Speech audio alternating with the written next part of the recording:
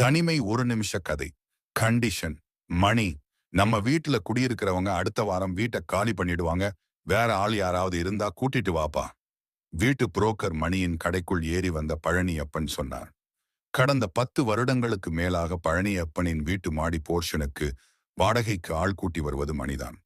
பழனியப்பனின் எதிர்பார்ப்புக்கு ஏற்றபடி இதுவரை 5 குடும்பங்களுக்கு மேல் வாடகைக்கு வந்து போய்விட்டார்கள். அதுக்கு என்னங்கய்யா, பார்த்துட்டா போச்சு.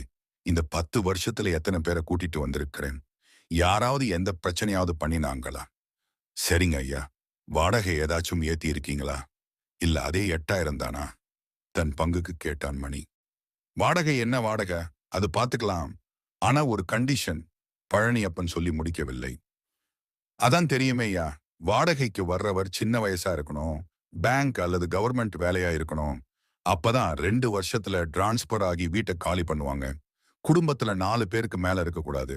முக்கியமா வயசானவங்க யாரும் இருக்கக்கூடாது. அதானே? கேட்டான் மணி. இல்லே மணி, நான் இத்தனை வருஷமா அப்படி கண்டிஷன் போட்டு எத்தனையோ வயசானவங்கள அவங்க பிள்ளைங்க கிட்டே இருந்து பிரிச்சுட்டேன். அந்த பாவமோ என்னவோ என் 2 பிள்ளைகளும் எங்களை தனியா விட்டுட்டு வெளிநாட்டுல செட்டில் ஆகிட்டாங்க.